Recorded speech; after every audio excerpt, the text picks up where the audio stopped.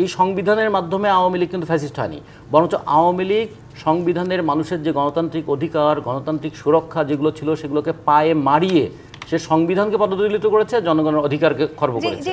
নতুন দল তো নতুন শব্দ, নতুন স্বপ্ন নিয়ে আসতেই পারে, ফলে তারা যে শব্দ শুধু তো শব্দ নয়, সেটা অর্থও বহন করে। সেই অর্থটা কতখানি জনগণের স্বার্থে যাবে কিংবা সেই শব্দটাকে কতখানি অর্থবহ করে তুলতে পারবেন তারা, সেগুলো ভবিষ্যতের বিষয়। কিন্তু তারা যে মানে প্রস্তাবনাটা নিয়ে এসছেন একটা সেকেন্ড রিপাবলিকের, সেটা নিয়ে কিছু আলোচনা করা যেতে পারে। এর একটা হিস্টোরিক্যাল ব্যাকগ্রাউন্ড আছে। আমরা জানি যে ফরাসি বিপ্লব গড়ে উঠেছিল সামন্ততন্ত্রের বিরুদ্ধে। 1789 সালে সাম্য, মৈত্রী, স্বাধীনতা এই স্লোগান দিয়ে তো ফরাসি বিপ্লব হয়েছিল। কিন্তু 1789 থেকে 1779 থেকে 1789 এই 10 বছর কিন্তু এই ফরাসি বিপ্লবের পরে সামন্ততন্ত্রের অবশেষ ভাঙা আর বিপ্লবীদের নিজেদের মধ্যে ক্রমাগত যুক্তি এবং বিতর্ক করার সময়। এই সময় আপনারা জানেন যে 1700 সম্ভবত স্বামী ভাই আপনি বলতে পারবেন 84-85 এরকম সময়ে তারা ডিক্লেয়ার করলেন একটা ফার্স্ট রিপাবলিক। তার আগে ছিল রাজতন্ত্র, তারপরে হয়ে গেল একটা রিপাবলিক। এই রিপাবলিকের সময় আমরা দেখলাম যে ঘটনাগুলো ঘটলো, নিজেদের মধ্যে অন্তর্দ্বন্দ্ব, কলহে ফরাসি বিপ্লবের নেতাদের বেশিরভাগই কিন্তু তখন মৃত্যুবরণ করলেন এবং পরিস্থিতিটা এত জটিল হয়ে গেল যে সম্ভবত 1804 সালের দিকে আবার নেপোলিয়ান চলে এলেন। তার মানে যে রাজতন্ত্রকে উচ্ছেদ করে গণতন্ত্রের অভিযাত্রা শুরু হয়েছিল, আভ্যন্তরীণ পার্থক্য, তাদের মধ্যে কোন্দল, হানাহানি এবং খুনোখুনির পরে সেটা আবার রাজতন্ত্রে মানে ফ্রান্স ফিরে এলো।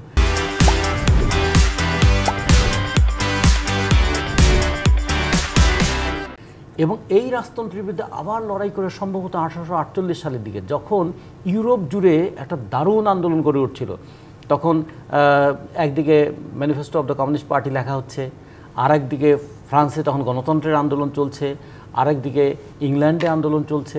সেই আন্দোলনের পটভূমিতে তখন কিন্তু ফ্রান্সে আবার ওই রাজতন্ত্রের যে অবশেষটা ছিল সেটাকেও ছুঁড়ে ফেলে দিয়ে তারা তখন বলে এখন আমরা সেকেন্ড রিপাবলিকে গেলাম। আমরা তো স্বাধীনতার মধ্য দিয়ে আমরা কি এনেছিলাম? সাম্য, মানবিক মর্যাদা এবং সামাজিক সুবিচার। তাহলে আমাদের তখন লড়াইটাই এরকম যে স্বাধীনতার যে ঘোষণাগুলো আমাদের এসেছিল সেই ঘোষণাটা কেন আমরা বাস্তবায়ন করতে পারি নাই, দেশটাকে আমরা সেই দিকে নিয়ে যাব। স্বাধীনতার সেই অপূর্ণ স্বপ্নটাকে পূর্ণতার দিকেই আমাদের লড়াই করতে হবে। এখন যদি কেউ আবার বলে যে না আমরা স্বাধীন হয়ে আবার পরাধীন হয়ে গিয়েছিলাম, তাহলে আবার আমাদের স্বাধীন হতে হবে। যেমন রাজতন্ত্র থেকে গণতন্ত্র এসেছিল, গণতন্ত্র থেকে আবার রাজতন্ত্রে গিয়েছিল, সেখান থেকে আবার ডেমোক্রেসির চর্চা হয়েছিল। সেইরকম করে যদি তারা বলেন তাহলে আমার কাছে মনে হয় যে এই কম্প্যারিজনটা খুব ভালো হয় না। দ্বিতীয়ত যে জিনিসটা তারা বলতে চাচ্ছেন যে সংবিধান, আমাদের নাকি সংবিধানটাই স্বৈরতন্ত্রের জন্ম দেয়, আমার কাছে এই কথাটা ঠিক মনে হয় না। যেমন করে রাজাকার মানে হচ্ছে স্বেচ্ছাসেবক, কিন্তু মুক্তিযুদ্ধের সময় রাজাকাররা যে ভূমিকা পালন করেছেন এখন রাজাকার একটা গালির মতো শব্দ হয়েছে। যেমন ধরেন মীর জাফর নামটা তো ভালোই ছিল, কিন্তু ব্রিটিশদের সঙ্গে কাজ করতে গিয়ে মীর জাফর যে ভূমিকা পালন করেছে এখন পর্যন্ত কেউ তার সন্তানের নাম আর মীর জাফর রাখতে চায় না। ফলে নাম শুধু না, ক্রিয়ার মধ্য দিয়ে নামটা হয় মহিমান্বিত হয় অথবা কলঙ্কিত হয়। তো ফলে আমরা ফ্যাসিস্টের এটা দেখেছিলাম। এখন তার সংবিধান কি ফ্যাসিজমকে প্রতিষ্ঠা করে, নাকি কোনো একটা ফ্যাসিস্ট সরকার সংবিধানকে পদদলিত করে? আওয়ামী লীগ এই সংবিধানের মাধ্যমে আওয়ামী লীগ কিন্তু ফ্যাসিস্ট হয়নি, বরঞ্চ আওয়ামী লীগ সংবিধানের মানুষের যে গণতান্ত্রিক অধিকার, গণতান্ত্রিক সুরক্ষা যেগুলো ছিল সেগুলোকে পায়ে মারিয়ে সে সংবিধানকে পদদলিত করেছে, জনগণের অধিকারকে খর্ব করেছে।